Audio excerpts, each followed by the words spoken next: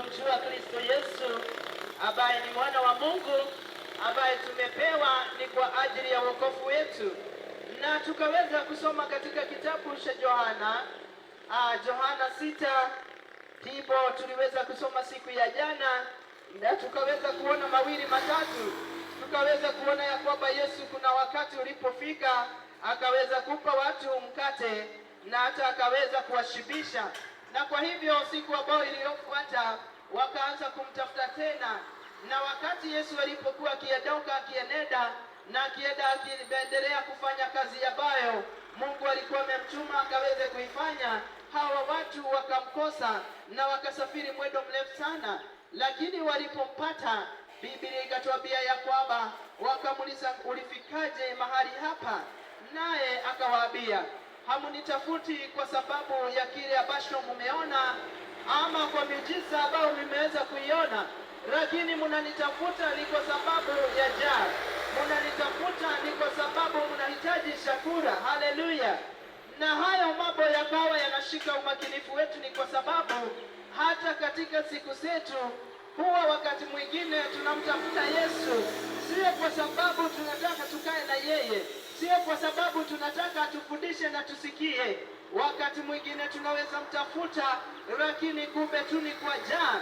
Ni wakati ambao tuko na shida, ni wakati ambao tuko na maumivu, ni wakati ambao tuko katika dhiki, ni wakati ambao tuko katika shida, ni wakati ambao tunahitaji msaada, wakati ambao mambo imetulemea. Saa hiyo wakati mwingine unakuta ndio tu tunaweza kumtafuta Yesu, lakini tukaona Yesu mwenyewe akisema siku ya jana ya kwamba msinitafute tu ni kwa ajili ya chakula, ama msifanyie kazi chakula peke yake, lakini mfanyie kazi yale mambo ambayo yatawafaidi na yatadumu milele na hata milele. Na ni kwa sababu ya hiyo tukaona namna gani ya kwamba Yesu akawa anatushauri, akawa anashauri nafsi zetu, akawa anashauri mioyo yetu ya kwamba tunamhitaji sio tu saa hii wakati tuko na shida, sio tu saa hii wakati tuko na dhiki, sio tu saa hii ambao tuko wagonjwa, sio saa hii ambao tuko na maumivu ya aina nyingi, lakini tunamhitaji ni kwa ajili ya uzima na uzima wa milele. Kwa sababu alisema ya kwamba msitafute na msifanyie kazi chakula tu cha tumbo, lakini mfanyie yale ambayo yanaweza kudumu na kudumu milele. Na hapo tukaona katika yale majadiliano, wale ambao walikuwa wanamtafuta wakamuuliza, basi tutafanya aje ndio tusifanye kazi ambazo zinampendeza Mungu? Na tukaona ya kwamba hawa watu walikuwa ni sijui tutawaita aje, kwa sababu walikuwa haja yao ni waende walishwe tu. Kuna watu hata siku zetu wanatakaga tu wakuje wakae hapo uwalishe na waendelee, hawataki kufanya kazi.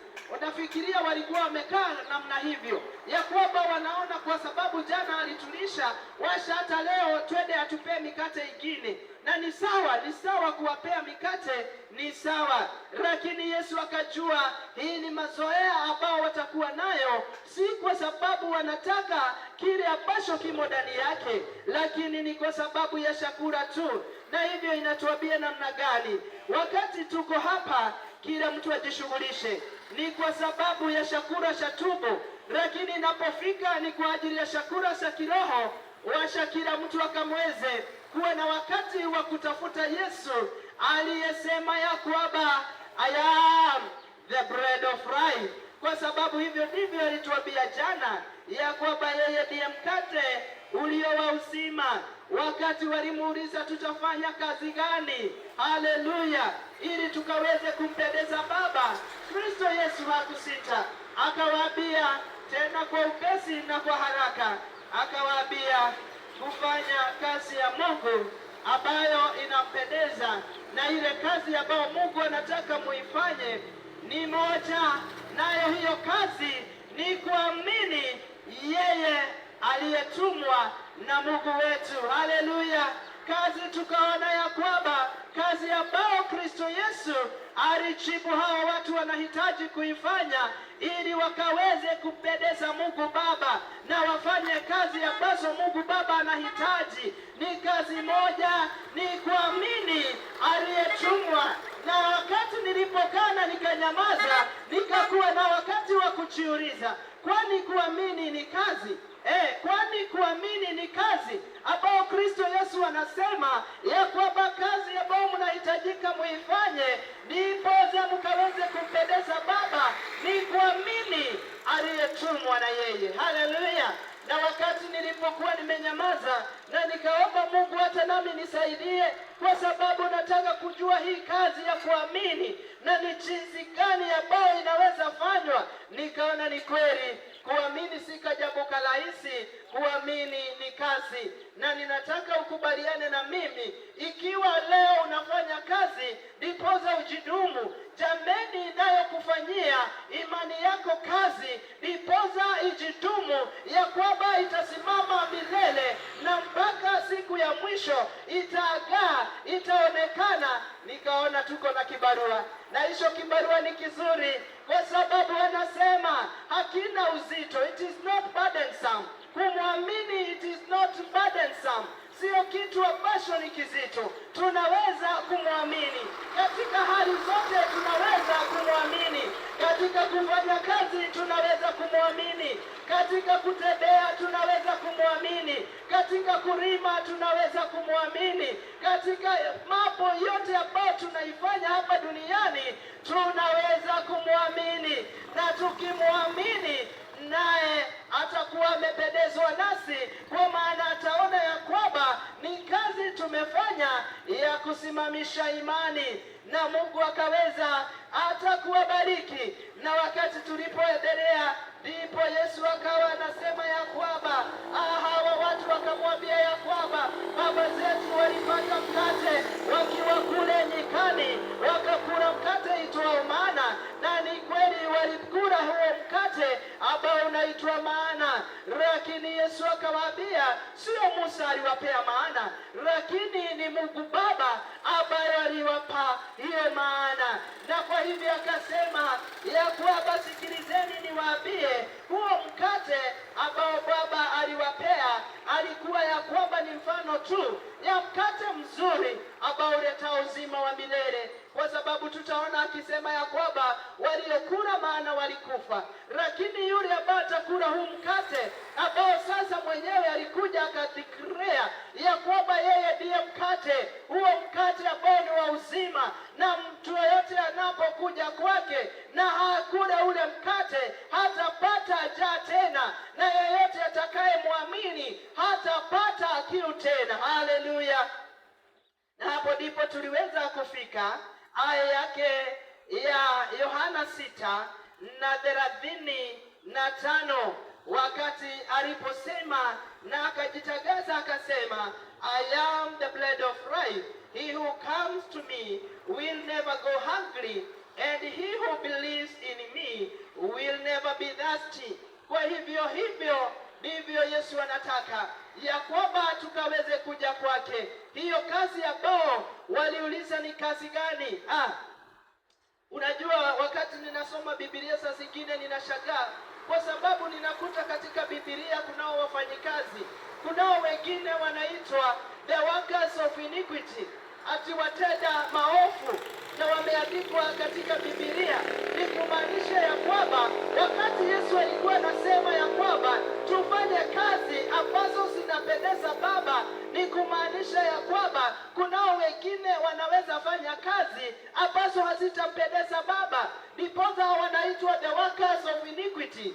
Na hayo mambo si mazuri kwetu, kwa sababu the workers of iniquity, hata wewe ukiwa na mfanyikazi kama huyo, ukweli ni ya kwamba hata hautampa mshahara.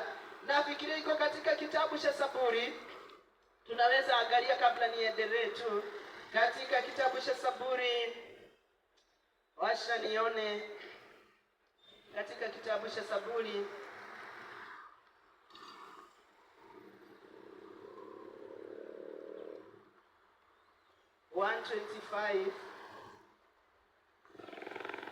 the book of Psalms 125,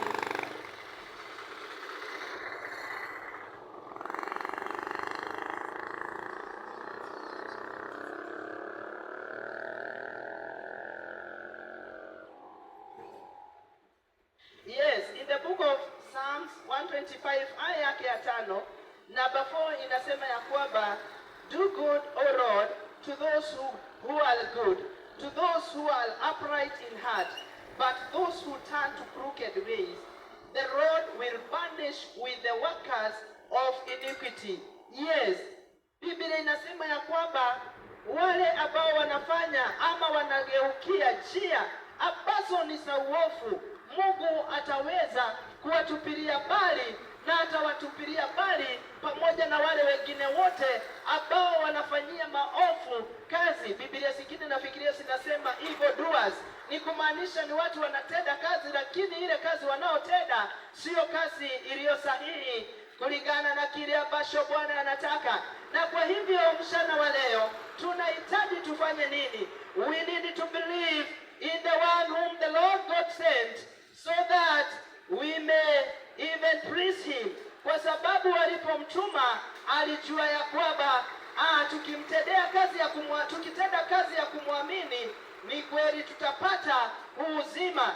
Na leo tuendelee pale aya 36, anasema hivi, but as I told you, hiyo ni John 6:36, inasema hivi, but as I told you, you have seen me and still you do not believe.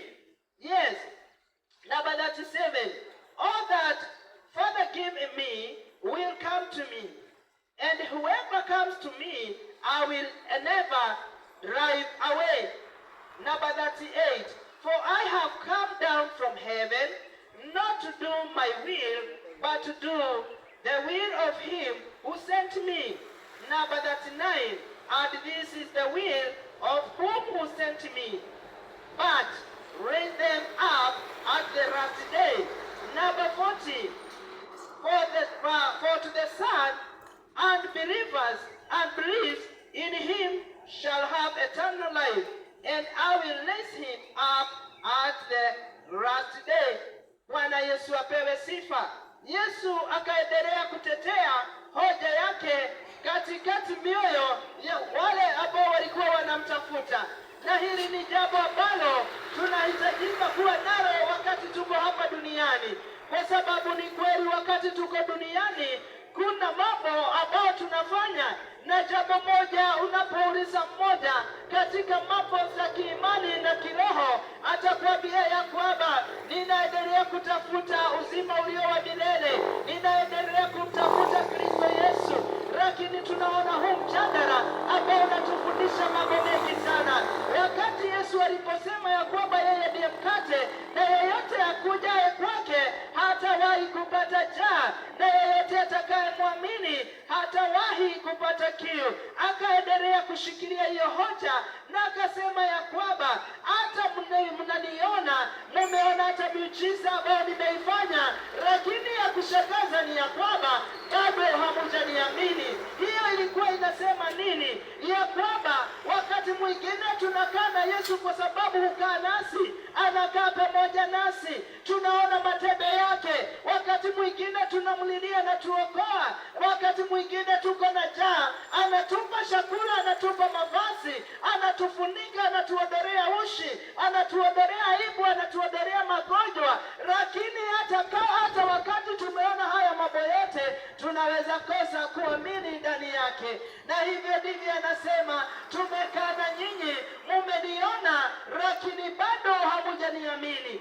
Je, ikiwa tumekaa hivyo, wakati mwingine hata wewe ukiulizwa ushuhudie, utasema ni kweli amenitendea. Lakini jaribio lingine linapokuja, unasema sidhani kama ako, sidhani kama anaishi, sidhani kama ako na uwezo wa kunifanyia hivi. Jameni, ndiposa anasema ni jinsi ya kufanya kazi, na ile kazi ambayo unaifanya, unafanya ya kuamini yeye aliyetumwa na Mungu, ya kwamba ni mwema, ni mwaminifu, ako na nguvu, ako na uwezo wa kufanya kazi ndani ya maisha yako kila wakati, kila dakika, kila siku, kila saa, kila mwaka, kila wakati, kwa sababu yeye ni mwaminifu. Na kwa hivyo hapo ndipo kazi inakujia. Ni lazima tufanye kazi ili tumwamini, kwa sababu alisema ya kwamba tumekaa na nyinyi na mmeniona, lakini bado hamujaamini. Ndio tumekaa na Yesu, jua, akatuletea mvua. Na kumbuka tukilia tukiomba, Baba tupe mvua, tunataka tulime, tunataka tupande. Ndio tumemuona ametunyeshea mvua, lakini hatujaamini. Bwana ako na kilio ndani ya moyo wake, anauliza ni kwa nini hatujamwamini, na anataka tumwamini, na kazi ambayo walipeana kwetu ni tuamini ndani yake ambaye alimtuma. Haleluya! Yesu akaendelea akasema ya kwamba Baba amempa kila kitu, na ndiposa yeyote ambaye anaamini ndani yake hawezi akamtupilia bali. Yeyote ambaye anaamini ndani ya Kristo Yesu, Kristo Yesu anasema ya kwamba hawezi akamtupa, hawezi akamfungilia mlango, hawezi akasema ya kwamba wewe hautakuja. Na ndiposa anakutaka vile ulivyo, anataka uamini. Hata kama wewe ni mdogo, amini ndani ya Kristo Yesu, kwa sababu Baba alimpa mamlaka, akamwambia kile chote sasa ambacho kitakuja kwako na kikubali kuamini ndani yako, wewe kipokee. Naye akasema yeyote ambaye anakuja kwako na amini. Haleluya!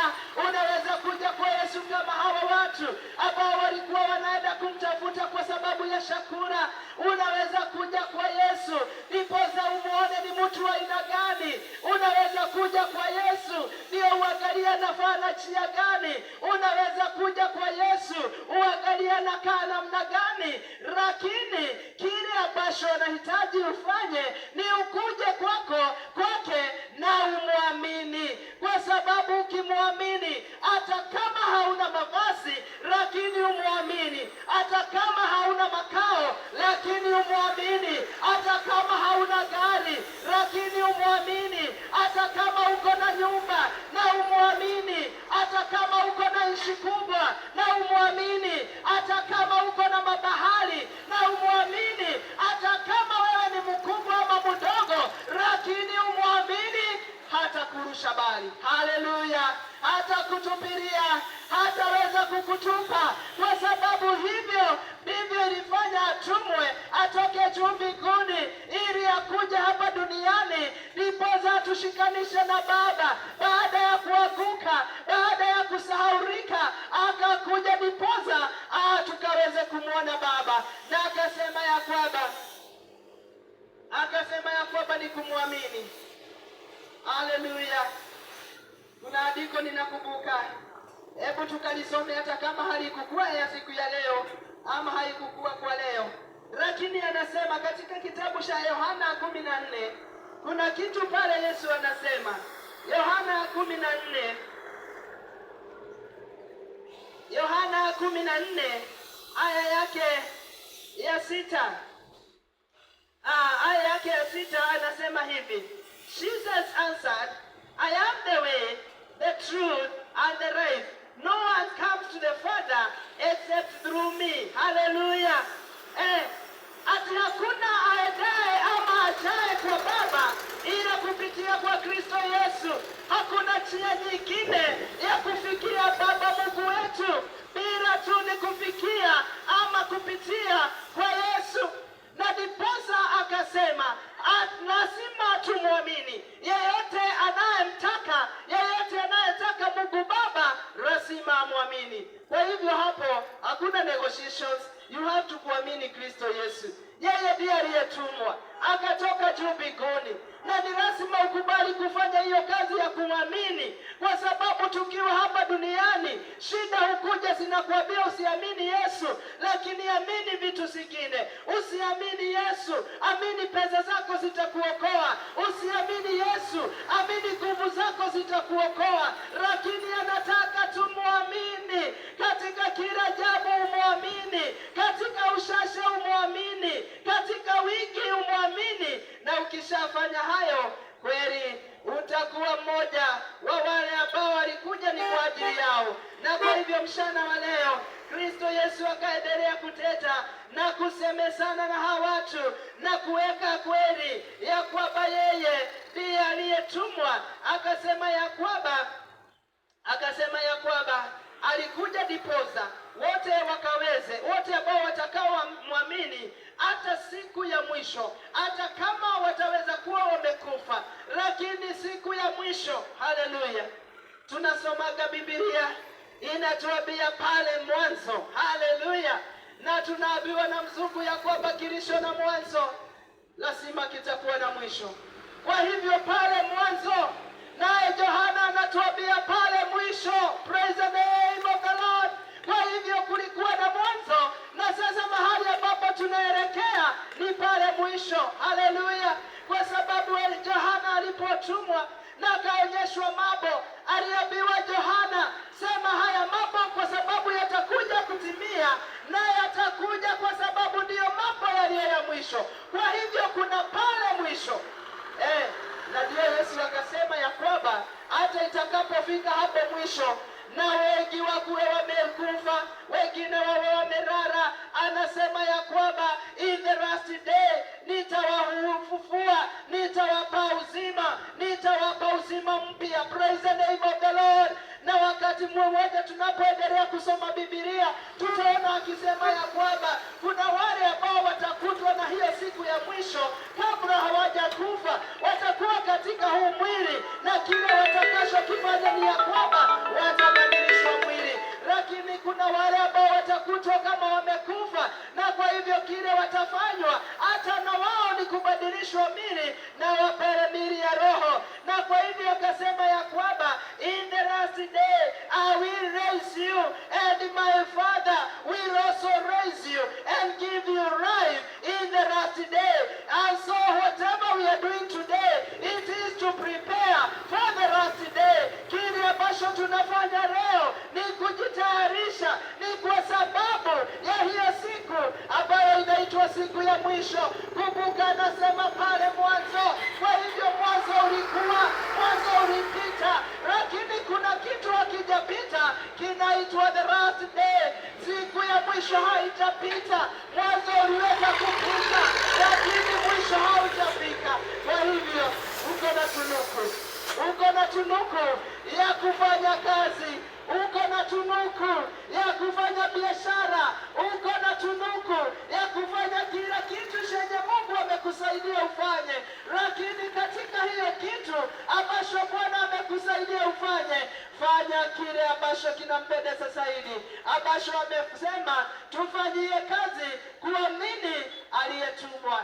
Naye Yesu akasema, mimi ndiye niliyetumwa, na mimi ambaye niliyetumwa niko na uzima, na sio uzima tu, bali ni uzima wa milele. Hapa duniani anatupa uzima, tunaamka, tunapumua, tunajikuta tuko na nguvu, lakini kunayo siku ambayo inatungojea, ambayo inaitwa ya uzima, na uzima wa milele. Kumbuka anasema katika kitabu cha Yohana 10, alikuja ili tupate uzima na tupate kwa wingi. Sio uzima wa leo na kesho haupo, bali ni uzima ulio wa milele. Kwa hivyo kile tunahitajika mchana wa leo, tunapoendelea kujikumbusha hata jinsi ya kukaa katika hii imani, ni wewe ukamwamini Yesu, ni mimi nikamwamini Yesu.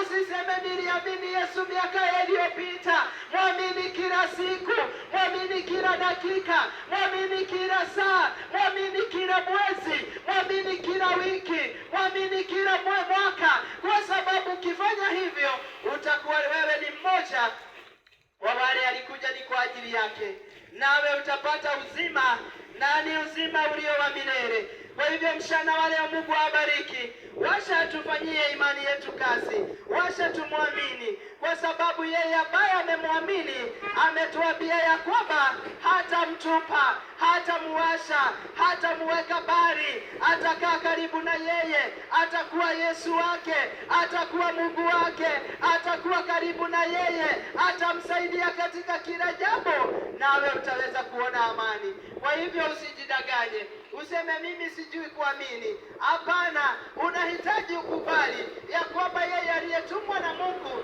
ni Kristo Yesu, nawe utapata uzima ulio wa milele. Kwa hivyo mchana wa leo Mungu awabariki. Washa tupate kauli nzuri, kauli ya kumwamini Yesu, kauli ya kuamini Yesu. Tunapoendelea kusoma Biblia imejaa imani, kila kitu ni imani, na ni imani imani ya kumwamini Kristo Yesu mwana wa Mungu. Mungu awabariki mchana wa leo. Mungu ainue, Mungu awatende mema, na ninaomba ya kwamba tunapoendelea kumwamini na kumngojea, washa tufanye kazi zetu kwa bidii, washa tuendelee kufanya kazi ambazo Bwana ametupa hapa duniani. Na kama hajakupaka ama kama hauna kazi kwa saa hii, amini, kwa sababu yeye ako na kazi na atakupa na utaifanya, na utakuwa na jambo la kumshukuru. Bwana awabariki tunapoendelea na kazi zetu mchana wa leo, na endelee kuwa nasi. Na tuombe.